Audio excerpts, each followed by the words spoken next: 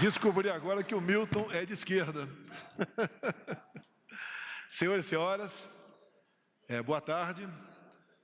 É mais um dia ímpar em nossas vidas, porque quando se fala em educação, por que não dizer que falamos de vida? Só a fim de registro, né? A nossa primeira universidade aqui no Brasil apareceu em 1808, com a vinda da família real para cá. A nossa atual escola naval. O primeiro colégio militar, algumas décadas depois, 1889. O colégio militar do Rio de Janeiro, onde o João Heleno foi um brilhante aluno. E tão brilhante é que ele foi 01 na academia, na ESAO e na ESEM. Tricoroado. Eu apenas fui 01 em 2 cursos, Educação Física e Mergulho no grupamento de busca e salvamento, lá da Barra da Tijuca, do nosso glorioso Corpo de Bombeiro Militar. O evento de hoje, sempre se fala em educação, mas na prática, alguns acham que é apenas dinheiro, recurso. Educação é uma maneira que nós temos, né, de dizer que na ponta da linha temos que ter um bom profissional, um bom empregado, um bom patrão, um bom liberal, alguém que realmente domine aquilo que ele fez. E a gente vê, isso é pessoal, né? Alguém pode discordar de mim, eu não consigo entender que uma pessoa faz 5 anos de direito e depois tem que fazer uma prova para poder trabalhar. Imagine comigo isso, eu faço 4 anos de Academia Militar das Agulhas Negras e depois tenho que fazer uma prova para saber se eu posso ou não ser oficial do Exército. Assim para todas as profissões. Já tentaram, no meu governo, né, estender essa prova para várias outras atividades, como, por exemplo, a medicina, prezado Queiroga.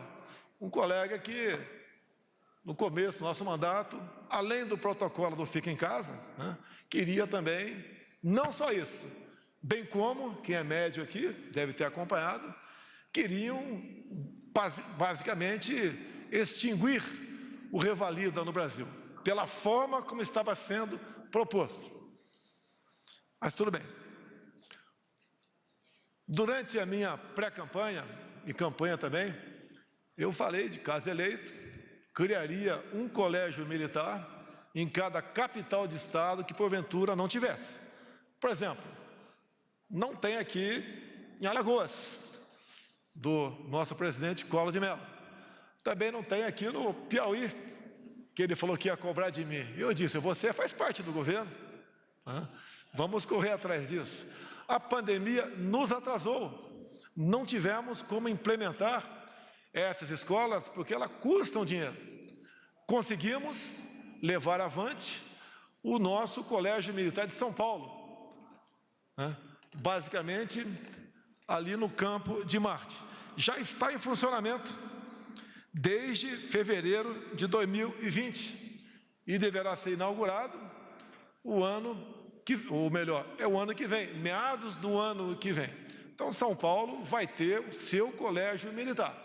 E pretendemos, sim, de acordo com o comportamento da nossa economia, botar para frente a nossa proposta lá de trás, em todos os estados do Brasil, que porventura não tem o colégio militar, fazer o mesmo. Mas o que surgiu em nosso governo? Dada a impossibilidade de um colégio militar, as escolas cívicos militares. Falar que, em grande parte, foi inspirado nas escolas das polícias militares do Amazonas e de Goiás. E tive na escola, uma das escolas do Amazonas, e deixo bem claro, um local humilde, tido como uma área de risco, né? Um bairro bastante pobre, mas aquela escola chegou naquele local, no meu entender, de forma bastante estudada por governos anteriores. Estive na escola, conversei com vários pais e alunos que estavam presentes, inclusive tive informações que tinha pai que devia muita coisa à justiça, mas queria que teu filho frequentasse aquela escola. E uma coisa, o pessoal deve ter visto, né, uma parte da imprensa criticou muito nessas escolas militarizadas, mas pelas nossas polícias militares, que na hora da garotada ir embora, entravam em fila indiana, e lá na frente alguém perguntava, 7 vezes 8? Né? Raiz quadrada de 4, fórmula da água, quem descobriu o Brasil? Perguntas de acordo com a escolaridade. Caso o aluno errasse, ele voltava para o final da fila. E quando ele conseguia se liberar, vi pai pegando o moleque pelas orelhas. Foi um escândalo para a grande mídia brasileira. Escândalo, né? Para grande parte da mídia brasileira. Mas, quem nunca sofreu um corretivo dos pais aqui? Talvez tenha um outro que não tenha sofrido. Eu sofri. Né? E concordo que não gostei na época, mas mal ou bem me ajudou a chegar até aqui. Venho de uma das regiões mais pobres do estado de São Paulo, o Vale do Ribeira, e quem está na minha faixa etária de 66 anos, sabe como era a escola naquele tempo, como era o ensino público naquele tempo. Era uma vergonha o ensino particular que existia. E uma das ameaças que se fazia naquela época, garotada, vou te botar num colégio interno particular. E o que tinha na escola pública? Tinha educação moral e cívica, se cantava pelo menos uma vez por semana o hino nacional, em outros dias, outros hinos, como o da bandeira, entre outros. Se levantava quando o professor chegava na sala de aula, não tinha conversa. Tá? De vez em quando, algum aluno fazia xixi nas calças, porque ficava inibido, impedia para o professor para ir no banheiro. Eu lembro na minha escola, em 1964, Grupo Coronel Siqueira de Moraes, lá em Jundiaí, eu morava no Vianello, ia a pé para a escola, né? Quantas vezes nós assistimos ali, como castigo para o aluno que tinha feito algo de errado, sentar numa carteira, que era dupla, ao lado de uma menina. E a gente ficava vermelho, de vergonha. Era uma forma de castigá-los. O ano passado tinha uma notícia maravilhosa, mas logo depois, lamentavelmente, o tempo, né, fez a sua parte, que vai fazer com todos nós, muito lamentável. Eu consegui fazer contato com a filha da minha professora, ainda viva, professora Tutu, que foi a primeira professora minha, lá no grupo escolar Coronel Siqueira de Moraes, e a filha falou, olha, daqui a tantos dias, a minha mãe vai fazer 101 anos. E eu me programei uma ida para a região visitá-la.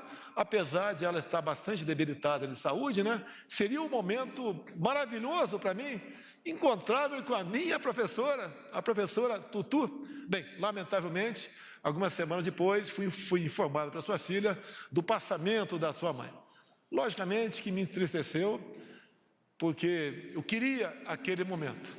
Mas essa professora está guardada, né, a sua imagem, a sua forma de nos ensinar, na minha memória. Levarei para sempre essa imagem. E essa é a imagem que a garotada tem dos seus professores.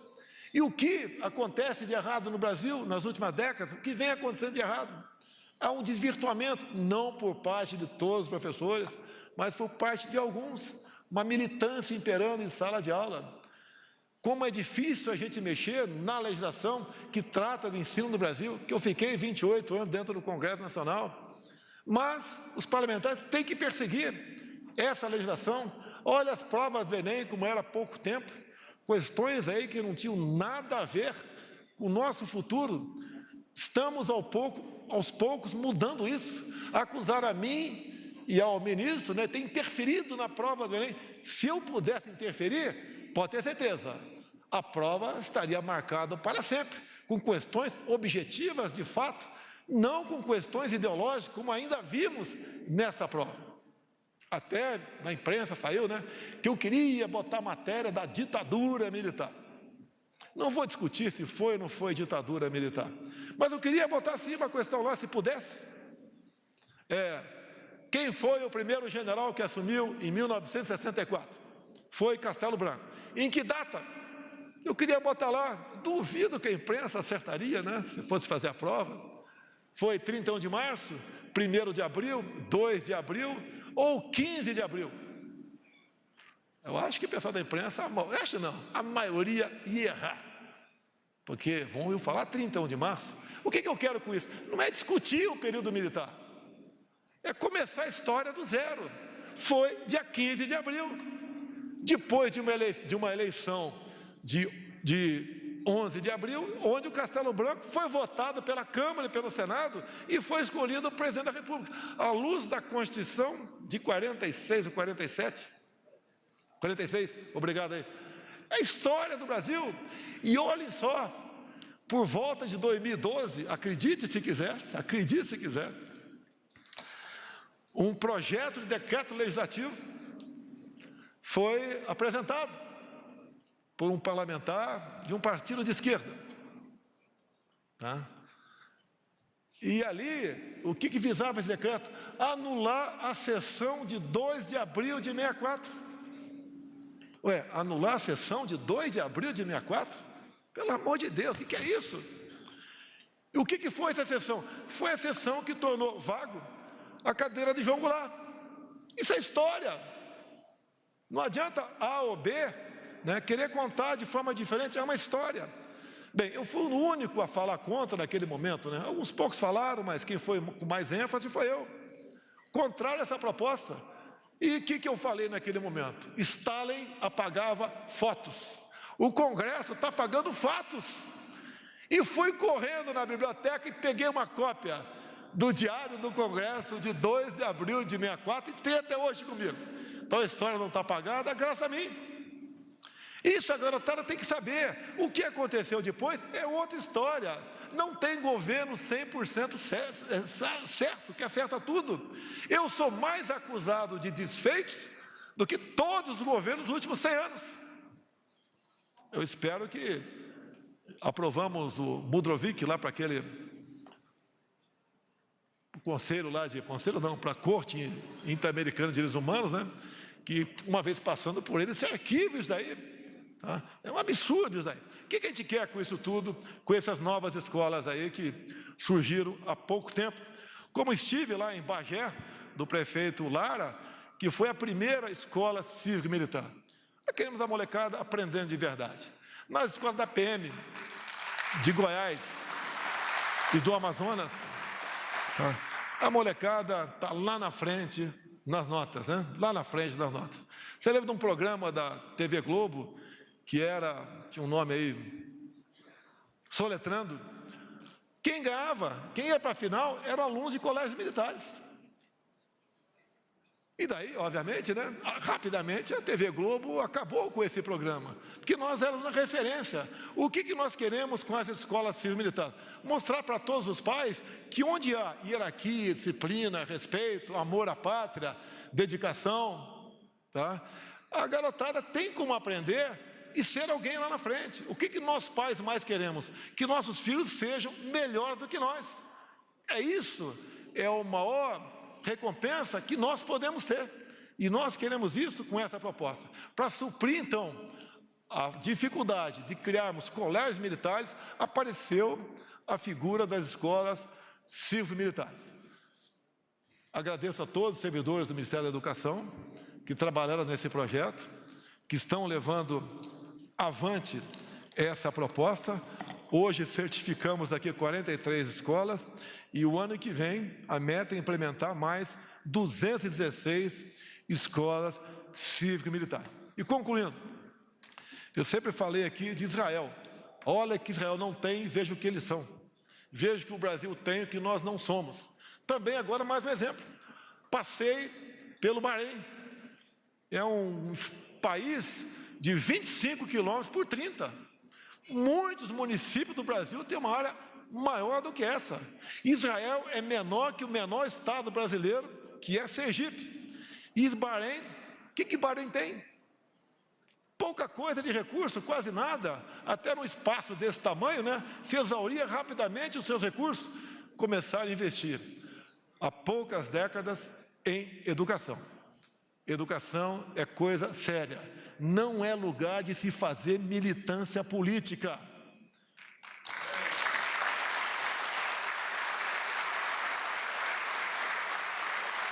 É lugar de física, química, matemática, biologia, português, educação moral e cívica, entre outras disciplinas. Não dá para entender. Me permite ficar mais um pouquinho aqui, me permite aí. Por favor, ninguém vai embora, não. Eu sobrevoei o vale do rio Cotingo, do nosso estado de Roraima. Lá tem um rio, um volume de água considerável, que tem esse volume quase que permanente o ano todo. 12 quilômetros por uma cota de 600 metros. Depois, pousei na aldeia Frechal, Raposa Serra do Sol. O que eles pediram para mim? Primeira coisa é a internet. Não querem mais outras coisas. Internet em primeiro lugar. E pediram para nós, através de uma senhora, ou senhorita, devia ter uns 25 anos de idade, indígena, pediu, nós parlamentares, que aquele projeto que nasceu no Ministério das Minas e Energia, permitindo que os indígenas façam em sua terra o que um fazendeiro faz na terra vizinha deles, ele poder trabalhar a sua terra. Eles podem fazer lá, eles podem fazer ali naquela área, prezado Ciro, 4 ou 5 hidrelétricas. Não teríamos problema de abastecer toda a região norte e parte da região nordeste. Em vez de nós estarmos fazendo um grande sacrifício, conseguimos a liberação agora de fazer um linhão de Manaus para Roraima, podíamos estar fazendo de Roraima para Manaus. Agora, por que não se pode trabalhar por enquanto lá, lá no Rio Cotingo? Reserva indígena. Estamos com um problema sério de fertilizantes. Estamos trabalhando via Secretaria Especial do Almirante Rocha em alternativa para a crise do fertilizante. Mas temos potássio em abundância, onde? Na foz do Rio Madeira. E não temos como tirar potássio de lá, por quê? A área indígena. E pela procura de energia limpa no mundo, o que alguns países estão fazendo? Não estão, obviamente, investindo na velha energia, e a nova é mais cara. Em consequência, teremos sim, como já estamos tendo, redução de oferta de fertilizantes. Alguns falam que a agricultura brasileira é nota 10. É nota 9. Não é 10 porque nós não temos fertilizante no Brasil. Ou melhor, temos e não temos como explorar. Vamos enfrentar uma crise de desabastecimento, porque não podemos tirar o potássio na foz do Rio Madeira. Ninguém aqui é contra os indígenas. Olha aqui está o deputado Medeiros de Mato Grosso, Os parecis estão plantando já há aproximadamente 10 anos. Começam a plantar também os baiquiris, parte dos Yanomamis, parte dos tucanos, como tive nessa região toda. E o que eles querem? Eles querem aquilo que nós queremos. Eles querem liberdade. Liberdade para trabalhar a sua terra, trabalhar com dignidade. Eles não querem, quando se fala em garimpo, que o projeto permite-os a garimpar, eles não querem que continue roubando as suas riquezas minerais. Eles querem plantar. Se nós utilizamos por volta de 8% para a nossa agricultura, e eles têm 14% já demarcado como terra deles, se eles conseguir, através de vocês parlamentares, produzir em 2% da região deles, isso é um implemento muito grande para nós. Vamos tirá-lo do jugo da dependência do Estado. O que mais nós queremos no Brasil é não atrapalhar a vida dos outros, não atrapalhar a vida do empresário, não atrapalhar a vida do indígena, para que ele possa realmente trabalhar a sua terra, pagar imposto, em vez de nós pagarmos para ele. Se bem que as hidrelétricas do Rio Cotingo, espero que um dia seja possível isso, como foi possível o início do Linhão de Tucuruí, Isso, ao se tornar uma realidade, além de sanarmos problemas energéticos no Brasil, dar dignidade aos nossos irmãos indígenas. O Brasil tem jeito, ninguém tem o que nós temos. O que falta para a gente sair dessa situação? Falta a união de todos nós, poderes executivo, legislativo e judiciário. Olhem, estão discutindo no judiciário um novo marco temporal. Se for aprovado isso, está empatado no Supremo 1-1, mas se for aprovado, nós que já temos uma área do tamanho da região sudeste, demarcada como terra indígena, teremos mais uma área equivalente à região sul também como terra indígena.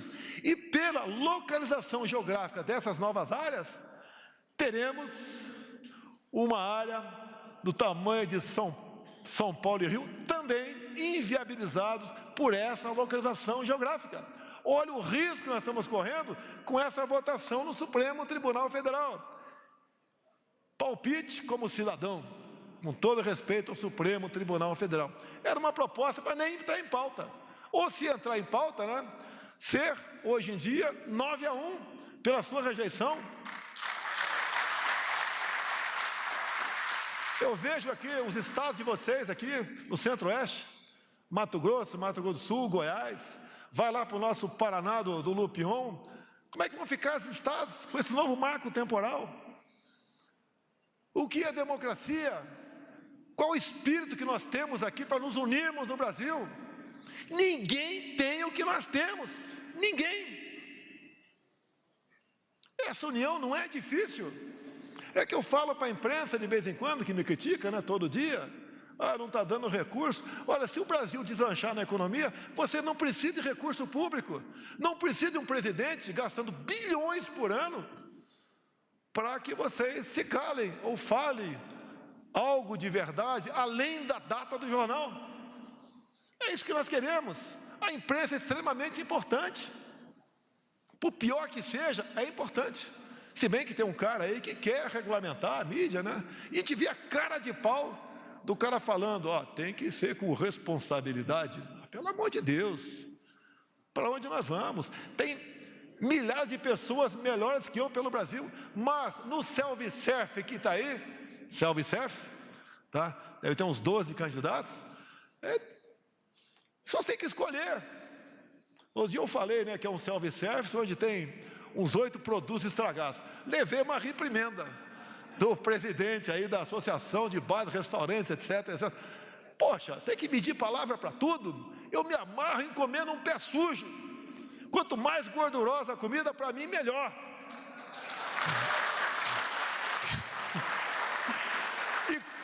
E como militar, né? Não é como militar. E como militar, eu só não como o que não tem. Como qualquer negócio.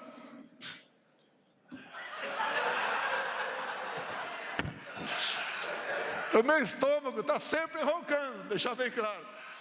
Já vi que eu não vou dormir na casa do cachorro hoje, né?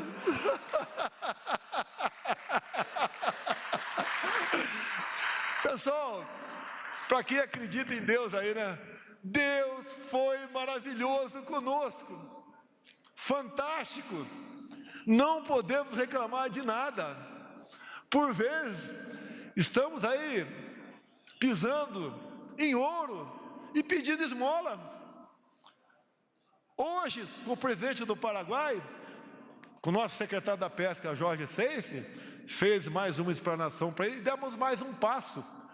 Olha o tamanho do lago de Itaipu. Nós queremos produzir tilápia lá. Estamos com problema, né? Por falta de aceitação do parlamento paraguaio. Agora, segundo o Marito, isso está sendo vencido e devemos conseguir a autorização, né, juntamente com o Paraguai, produzirmos tilápia lá no Lago de Tucuruí.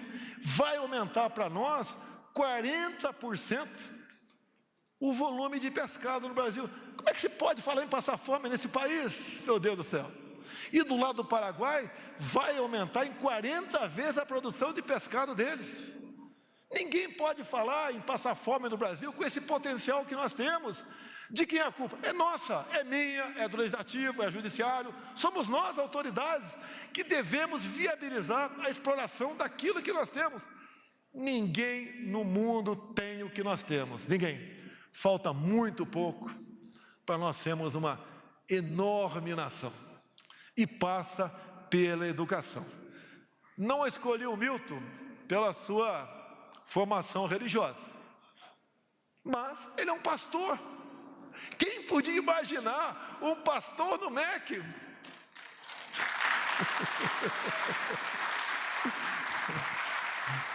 O que nós queremos para os nossos filhos? Que o menino seja menino, que a menina seja menina, e não aquele lixo acumulado de 2003 para cá, onde se falava quase tudo na escola, menos de física, química e matemática. Não queremos voltar a isso. Eu sou do tempo, o Colo é do tempo também, o Heleno, o Milton, a turma dos 60 anos. Quando havia uma festa na cidade, eu sou de Eldorado Paulista, está meu irmão aqui, que está em Miracatu nesse momento, os primeiros a serem convidados eram os professores, ou melhor, professora, que geralmente era a professora que dava aula.